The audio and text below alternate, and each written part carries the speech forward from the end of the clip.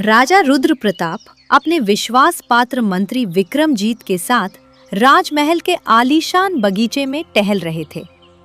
सूर्यास्त की लालिमा उनके चेहरे पर क्रोध की परछाई डाल रही थी। क्षमा करें महाराज, परंतु आपके माथे पर आज चिंता की गहरी लकीरें उभरी हुई हैं। आखिर ऐसी क्या बात है जिसने हमारे पराक्रमी राजा को इस कदर विचलित कर दिया है? क्या कोई राजनीतिक संकट आने वाला है? बस बहुत हो गया विक्रमजीत, अब ये सहन शक्ति की सीमा से बाहर है। राजा गजेंद्र की ख्याति और उसकी प्रजा का उसके प्रति प्रेम दिन ब दिन बढ़ता ही जा रहा है। चारों दिशाओं में बस उसी के न्याय और उदारता के गुणगान गाए जा रहे हैं। उसकी ये बढ़ती हुई प्रसिद्धि मेरे सीने में ईर्ष्या की अग्नि प्रज्वलित कर रही है। मुझे किसी भी कीमत पर उसके समृद्ध राज्य पर आक्रमण करना है और उसे अपने अधिकार में लेना है। महाराज, शांत हो जाइए। आप असंभव को संभव करने का विचार कर रहे हैं। राजा गजेंद्र पर आक्रमण करना सरल नहीं है। क्या आप भूल गए कि उनका राज्य कनिष्क जंगल के अभेद्य कवच से घिरा हुआ है?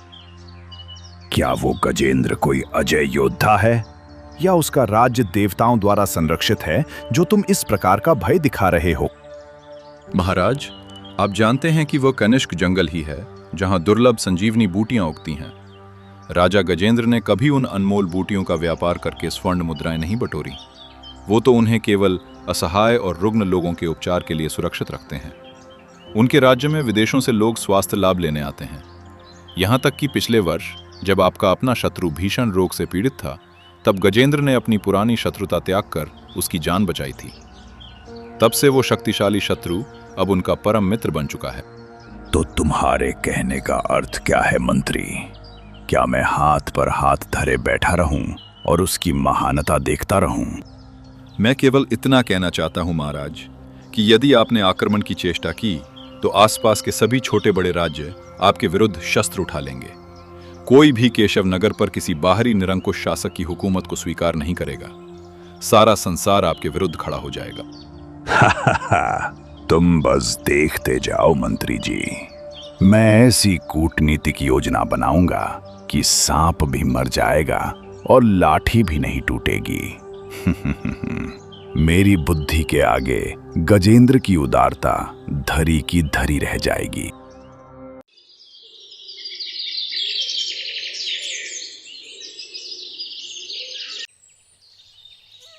अगली सुबह केशव नगर की राजकुमारी मंदाकिनी अपनी प्रिय दासी मालती के साथ कनिष्क जंगल के मध्य स्थित एक शांत सरोवर के किनारे खड़ी थी। राजकुमारी, आज आप इस सघन जंगल को इतनी एकाग्रता और गहराई से क्यों निहार रही हैं? क्या प्रकृति ने आज कोई नया रूप धारण किया है? मालती, इस जंगल की हरियाली में एक अनोखा आकर्षण है। यहाँ आने पर मेरे चंचल मन को अपार शांति और सुकून प्राप्त होता है।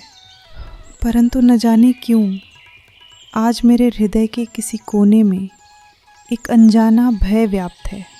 ऐसा लगता है मानो कोई अदृश्य छाया इस सुंदरता को लीलने वाली है।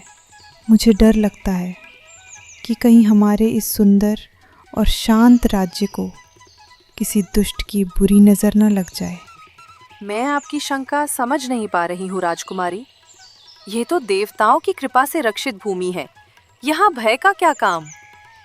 मैं यही सोच रही हूँ मालती कि हमारे राज्य के चारों ओर जो ये विशाल और पवित्र कनिष्क जंगल फैला हुआ है, कहीं इसकी मिट्टी निर्दोषों के रक्त से लाल ना हो जाए। शांति की इस गोद में कहीं युद्ध का कोलाहल न गूंजने लगे। राजकुमारी, शायद आपने उन पुरानी दंत कथाओं पर ध्यान नहीं दिया। क्या आपने कभी गिद्धराज की प्राचीन कथा नहीं सुनी? गिद्धराज, ये नाम तो सुना है, पर तुम कहना क्या चाहती हो मालती? क्या वह केवल कोई कल्पना नहीं है? कहते हैं राजकुमारी कि जब जब इस पवित्र कनिष्क जंगल में किसी निर्दोष प्राणी या पुण्यात्मा का रक्त बहाया गया है, तब तब आकाश पार कर गिद्धराज प्रकट हुए हैं। वे इस वन के न्याय और निर्दोषों के रक्षक के रूप में वचनबद्ध हैं। उनका अस्तित्व इस जंगल की सुरक्षा का सबसे बड़ा प्रमाण है। मालती, ये सब तो केवल कहानियाँ और दंत कथाएं हैं जिनका उपयोग बच्चों को सुलाने के लिए किया जाता है। वास्तविकता में न्याय शस्त्रों से होता है, कथाओं से नहीं। महल लौटने पर राजा गजेंद्र ने अपनी पुत्री मंदाकिनी को देखकर स्नेहपूर्वक कहा, मंदाकिनी, तुम्हारी लोकप्रियता तो दिन प्रतिदिन हमारे पूरे केशव नगर में बढ़ती ही जा रही है। प्रजा की जिह्वा पर अब केवल तुम्हारे ही परोपकार के चर्चे रहते हैं। तुम्हारी इस छवि ने मुझे गौरवान्वित किया है। महाराज, राजकुमारी मंदाकिनी का स्वभाव बिल्कुल आपकी परछाई है। वे निर्धनों का इतना अधिक ध्यान रखती हैं कि कई बार तो स्वयं अपने कोमल हाथों से कड़वी जड़ी बूटियां पीसकर रोगियों को खिलाती हैं। उन्हें देखकर कोई कह ही नहीं सकता कि वे एक महान राज्य की राजकुमारी हैं। वे तो किसी साधारण सेवाभावी कन्या की भांति कार्य करती हैं। शाबाश पुत्री, हमें तुम पर अत्यंत गर्व है। एक सच्चे राजा और राजकुमारी का प्रथम कर्तव्य प्रजा की निस्वार्थ सेवा करना है, ना कि अपने बल से उन पर अत्याचार थोपना। सत्ता सेवा का माध्यम है, शोषण का नहीं। पिताजी, ये सेवा का भाव मैंने आपसे ही सीखा है। मेरे लिए कनिष्क जंगल की ये अनमोल बूटियाँ केवल औषधियाँ नहीं, बल्कि हमारी संपूर्ण प्रजा की साझा अमानत है। इन्हें ज़रूरतमंदों में बांटने में जो आत्मिक सुख मिलता है, वो सिंहासन पर बैठने में भी नहीं है। तुमने बिल्कुल सत्य कहा बेटी, परंतु एक बात सदैव स्मरण रखना, समय बड़ा बलवान है, अतः वन में अकेले भ्रमण न किया करो। तुम्हारी यही दयालुता हमारे राज्य की सबसे बड़ी शक्ति भी है और शत्रु की दृष्टि में तुम्हारी निर्बलता भी, अतः सावधान रहना अनिवार्य है। महाराज, राजकुमारी की इस निश्चल दयालुता को देखकर तो स्वयं गिद्धराज भी प्रसन्न होंगे और उनकी रक्षा करेंगे। हाँ मालती, गिद्धराज की वो कथा केवल कथा नहीं, अपितु एक शाश्वत सत्य है। वे हमारी रक्षा अवश्य करेंगे। इतना कहकर राजा गजेंद्र अपने राजमहल की भव्य बालकनी की ओर चले गए। महाराज, आपकी दयालुता की गाथाएं तो संसार गा रहा है, परंतु राजकुमारी मंदाकिनी जिस प्रकार स्वयं सड़कों पर उतरकर निर्धनों की सहायता करती हैं, उससे उनके राजकीय गौरव और कद पर प्रभाव पड़ रहा है। क्षमा कीजिएगा, परंतु यह कहना मेरा कर्तव्य है। मंत्री सोमनाथ, क्या सेवा करने से किसी का कद छोटा होता है? स्पष्ट कहें कि आप क्या कहना चाहते हैं। मेरा अभिप्राय ये नहीं है कि वे सहायता न करें, परंतु महाराज, भोजन बांटने और औषधि खिलाने का कार्य तो राजमहल के दास-दासी भी कर सकते हैं ना। किसी अपरिचित बीमार व्यक्ति को अपने हाथों से औषधि देना एक राजकुमारी को शोभा नहीं देता। इसके अतिरिक्त वे केवल एक दासी के साथ जंगल में भटकती रहती हैं, जो सुरक्षा की दृष्टि से अत्यंत घातक सिद्ध हो सकता है। निश्चिंत रहिए मंत्री सोमनाथ, जिस कन्या को प्रजा के आशीर्वाद का कवच मिला हो, उसका कोई बाल भी बांका नहीं कर सकता। और रही बात कनिष्क जंगल की, तो ये कोई साधारण वन नहीं है। यहाँ पाप करने वाला स्वयं भस्म हो जाता है। यहाँ लोग केवल अपनी असाध्य व्याधियों का अंत खोजने आते हैं, षड्यंत्र रचने नहीं। अगले दिन राजकुमारी मंदाकिनी पुनः कनिष्क जंगल की शांति के बीच जड़ी बूटियों का निरीक्षण कर रही थी।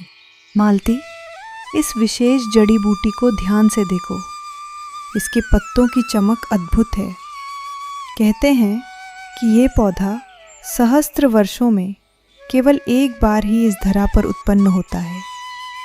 इसके मात्र एक पत्ते के सेवन से बड़ी व्याधि क्षण भर में लुप्त हो सकती है। राजकुमारी, आप तो इन जड़ी बूटियों की चलती फिरती ज्ञानशाला बन गई हैं। आपने इतना गूढ़ ज्ञान इतनी अल्पायु में कैसे अर्जित कर लिया? मालती, ये तो कनिष्क जंगल का अपना जादू है। यहाँ का हर वृक्ष और हर पत्ती हमें जीवन का सत्य सिखाती है।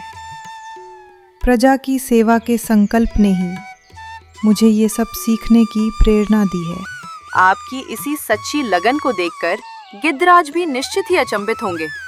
राजकुमारी, क्या आपको लगता है कि गिद्धराज की वो कहानी सच है, या फिर वो केवल पूर्वजों का एक भ्रम मात्र है। मालती, इस जंगल की फिजाओं में एक रहस्यमयी सुगंध तो है। गिद्धराज का अस्तित्व हो या न हो, परंतु यहाँ की पवित्रता अक्षुण्ण है। चलो अब और बूटियाँ संचित करते हैं। रुग्ण प्रजा हमारी प्रतीक्षा कर रही होगी। तभी सन्नाटे को चीरती हुई एक अत्यंत क्षीण और पीड़ा भरी आवाज उनके कानों में पड़ी। अरे, कोई है? मेरी सहायता करो, मैं अत्यंत रुग्ण हूँ। क्या कोई मानवता जीवित है यहाँ? मालती, सुना तुमने? कोई घोर संकट में है। ये आवाज किसी पीड़ित व्यक्ति की लग रही है। हमें तुरंत उधर चलना चाहिए। राजकुमारी ठहरिए, ये गहन वन है। यहाँ हर परछाई पर विश्वास करना उचित नहीं। यदि ये किसी शत्रु की चाल हुई तो हमें सैनिकों को बुलाना चाहिए। मालती, यदि कोई वास्तव में मृत्यु के मुख में है और हम भयवश पीछे हट गए तो हमारी दयालुता का ढोंग व्यर्थ है। संकट में पड़े व्यक्ति की रक्षा करना हमारा सर्वोपरि धर्म है। तुम डरो मत, मेरे साथ चलो। जब वे झाड़ियों के पीछे पहुंची तो उन्होंने देखा कि एक अत्यंत जर्जर और बीमार साधु भूमि पर खड़ा कराह रहा था। हे महात्मा, आप शांत हो जाइए। आप सुरक्षित हैं। आपकी ये दशा कैसे हुई? आप इतने अशक्त क्यों लग रहे हैं? पुत्री, मुझे एक ऐसी असाध्य व्याधि ने घेर लिया है जो भीतर ही भीतर मेरे प्राण सोख रही है। मैंने सुना था कि कनिष्क जंगल की बूटियों में साक्षात प्राण देने की शक्ति है। बस उसी की खोज में मैं यहां भटक रहा हूं। अब मेरे शरीर ने साथ छोड़ दिया है। राजकुमारी, इस साधु की आंखों में एक विचित्र सी चमक है।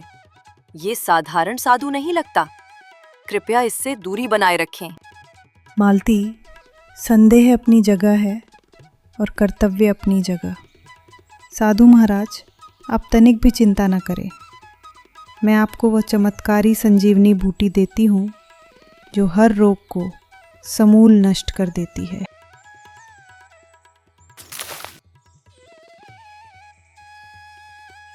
बेटी, तुम साक्षात करुणा की देवी हो, पर मेरा नियम है कि मैं खुले में औषधि ग्रहण नहीं करता। मेरी कुटिया यहां से कुछ ही दूरी पर है, परंतु मेरे पैरों में अब चलने की सामर्थ्य नहीं बची। क्या तुम अपना हाथ देकर मुझे थोड़ा आगे तक सहारा दे सकती हो? राजकुमारी, कदापि नहीं। ये स्थान सुनसान है। आप अपरिचित व्यक्ति को स्पर्श न करें। मालती, एक बीमार व्यक्ति की पुकार अनसुनी करना पाप है। मैं बस इन्हें आगे तक छोड़ आती हूँ। तुम मेरे पीछे पीछे ही रहो। जैसे ही मंदाकिनी ने साधु का कंधा पकड़ा, साधु ने अचानक बिजली की गति से मंदाकिनी की कलाई मरोड़ दी। उसकी कांपती हुई आवाज अब एक गर्जना में बदल चुकी थी। मूर्ख कन्या, तूने अपनी ही दयालुता के जाल में खुद को फंसा लिया। अब तुझे तेरे उन दंत कथाओं वाले गिद्धराज भी नहीं बचा पाएंगे। राजकुमारी, हटिए वहां से। ये कोई साधु नहीं, कोई कपटी जादूगर है। साधु ने हाथ हवा में लहराया और एक रंग बिरंगा धुआं उठा। पलक झपकते ही राजकुमारी और वो साधु वहां से ओझल हो गए। मालती बदहवास होकर राजमहल की ओर दौड़ी। मालती ने हाफते हुए राजा गजेंद्र को सारी आप बीती सुनाई। राजा का मुख क्रोध और चिंता से लाल हो गया। ये कैसे संभव है? केशव नगर की सीमाओं के भीतर इतना बड़ा अनर्थ। कौन था वो दुष्ट जिसने मेरी पुत्री का अपहरण करने का दुस्साहस किया? महाराज, वह कोई साधारण मनुष्य नहीं था। उसने जादू के धुएं से स्वयं को और राजकुमारी को गायब कर दिया। उसकी शक्ति अपार थी। मंत्री सोमनाथ, तुरंत जाकर राजकुमार आर्यन को संदेश भेजो। वे इस समय कनिष्क जंगल की सुनहरी जलधारा के पास ध्यान में लीन होंगे। उनसे कहो कि उनके राज्य पर संकट के बादल छा गए हैं।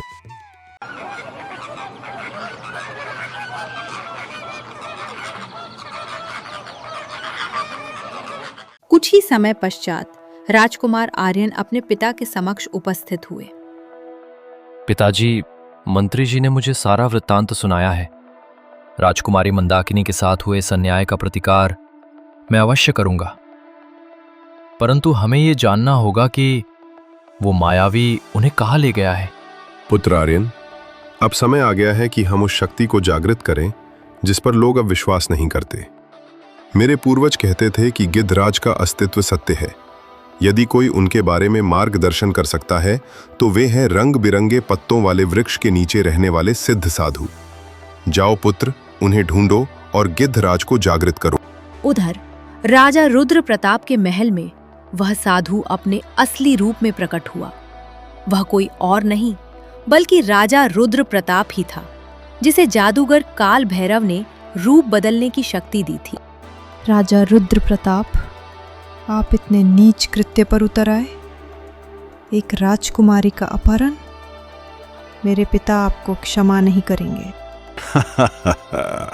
तुम्हारे पिता के पास अब सोचने का समय नहीं होगा। काल भैरव ने मुझे यह शक्ति दी है। अब केशव नगर मेरा होगा और कनिष्क जंगल की अमरता काल भैरव की। निश्चिंत रहो रुद्र प्रताप, अमावस्या की रात्रि को इस राजकुमारी की बलि दी जाएगी, जिससे वो गुप्त स्थान खुलेगा जहां अमृत संजीवनी का मूल स्थित है। एक बार मैंने उसे प्राप्त कर लिया तो मैं अमर हो जाऊंगा और तुम्हें वो राज्य दे दूंगा जिसकी तुमने सदैव कामना की है। तुम दोनों अधर्मी हो। याद रखना, गिद्धराज इस जंगल में किसी निर्दोष का रक्त गिरने से पहले ही तुम्हारा अंत कर देंगे। गिद्धराज, वह केवल एक पत्थर की मूर्ति है जिसे लोग डर के मारे पूजते हैं। वह मेरा कुछ नहीं बिगाड़ सकता।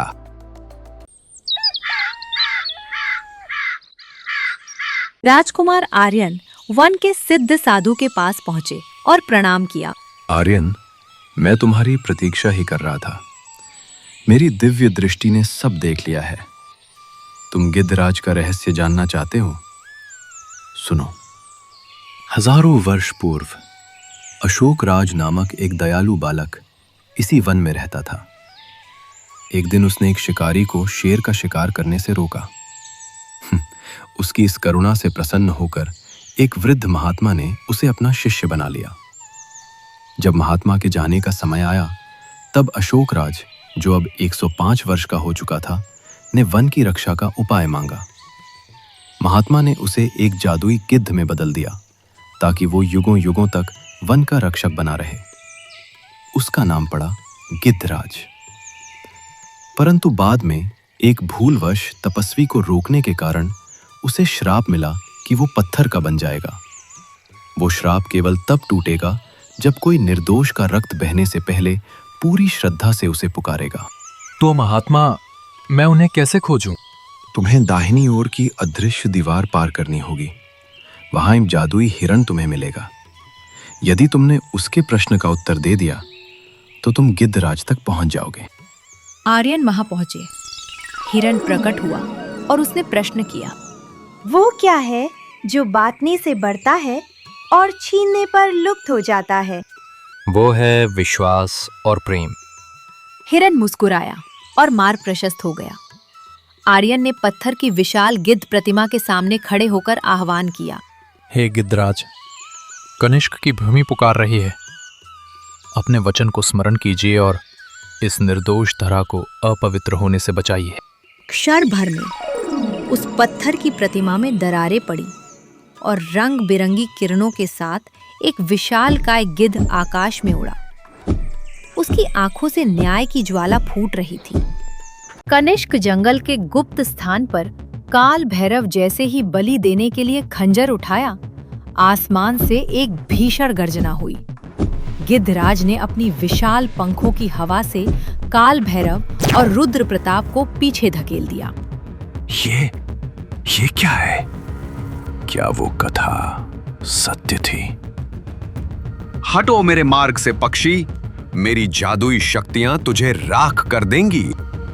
तभी गिद्धराज की आंखों से एक तेज पुंज निकला, जिसने काल भैरव, राजा रुद्र प्रताप और मंत्री विक्रमजीत को उसी क्षण पत्थर की मूर्तियों में परिवर्तित कर दिया। अधर्मियों का यही अंत है। इस पवित्र भूमि पर अब कभी अधर्म का बीज नहीं पनपेगा।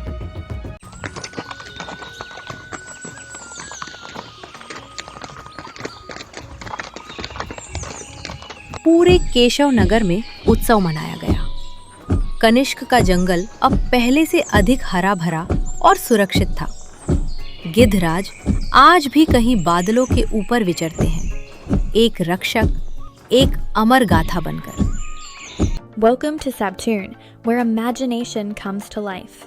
Dive into vibrant stories and creativity.